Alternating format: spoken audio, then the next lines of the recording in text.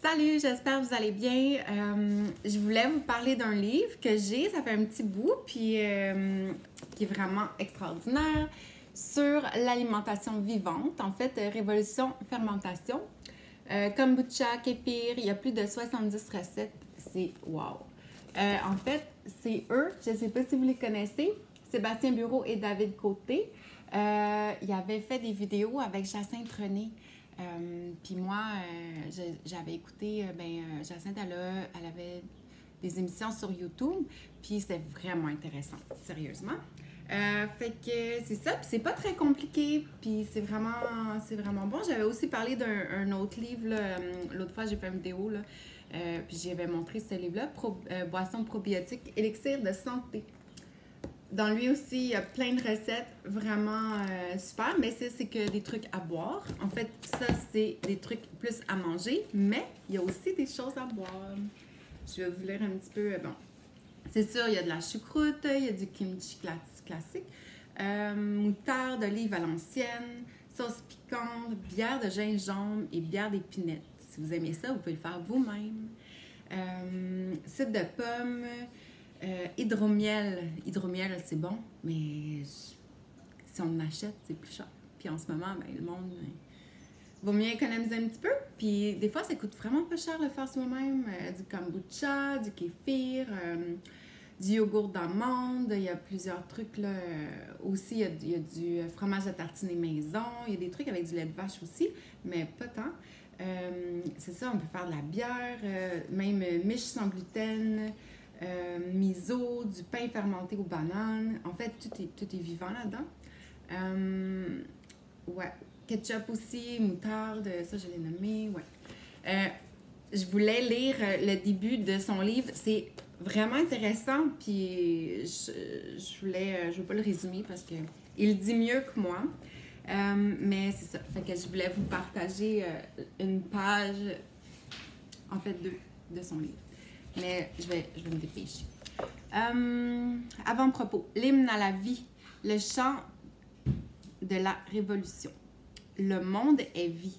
L'air, le sol, le bois, l'eau, vos mains, le comptoir de cuisine, la poignée de porte, les plantes, même celles en plastique, sont tapissées de vie.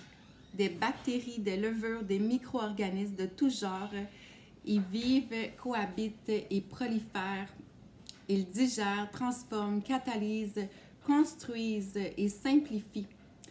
Ces êtres imperceptibles, en constante création, sont les acteurs d'une révolution perpétuelle. Sans leur présence, l'arbre ne peut pousser, l'humain ne peut digérer, la vie ne peut se développer. Et le raisin ne peut se transformer en vin. Les bactéries sont méconnues, souvent craintes et généralement perçues comme l'ennemi dont il faut se débarrasser à tout prix. En fait, l'ennemi réel est l'incompréhension de l'invisible. En découle un besoin de surstérilisation pour prétendument préserver la santé. Prétendument préserver la santé. Ce livre n'est pas un livre de cuisine, mais un hymne à la vie, microscopique. C'est un éloge à la moisissure, des bactéries, des champignons, enfin, toute cette vie qui nous entoure et qui ne cherche qu'à créer de bonnes choses pour nous. S'en faire des alliés et se munir de leurs atouts, c'est être révolutionnaire. Ce livre n'a pas été écrit pour une clique de nerds de laboratoire, pour une poignée de végétaliens crudivoristes militants, ou pour des gourmets qui connaissent tout en cuisine, quoiqu'il s'adresse aussi à ces trois groupes. Puisque nous nous efforçons de dire non à la discrimination, il s'adresse à vous qui ne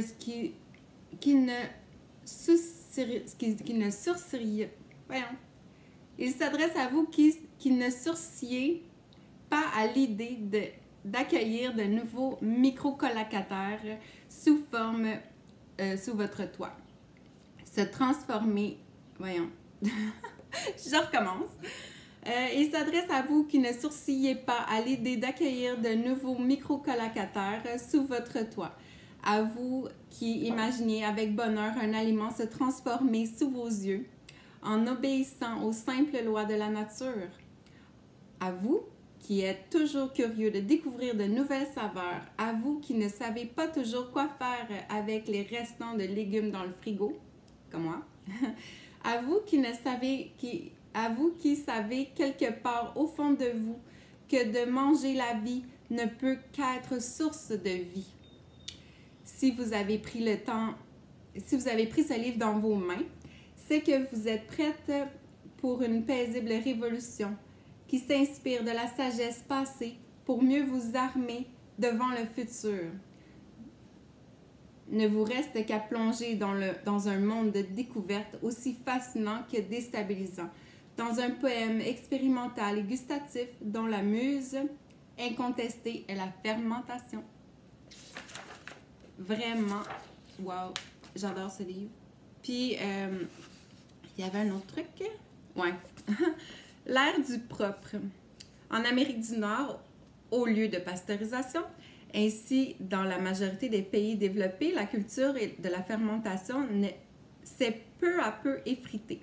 Nous vivons à l'ère de la propreté, de l'épilation, de la douche quotidienne, des crèmes anti-rides et du savon antibactérien. Cette réalité a du bon, mais aussi du moins bon. Nous avons une phobie généralisée des bactéries. Le mot en soi est frais. Elles sont associées à la saleté, à la maladie, à l'épidémie et envahisseurs. Pourtant, ces petites bêtes unicellulaires sont aussi et surtout des sauveuses de notre système immunitaire, des amis essentiels à notre digestion et à notre existence. Nous en sommes tapissés par milliards, tant à l'intérieur qu'à l'extérieur. Les bactéries nous nettoient, nous protègent des maladies et simplifient les nutriments pour nous permettre de les assimiler. Pour redorer leur réputation, l'industrie alimentaire leur a donné un nom plus attirant, suggérant une découverte moderne, les probiotiques, du grec signifiant « en faveur de la vie », bien que beaucoup plus restreint.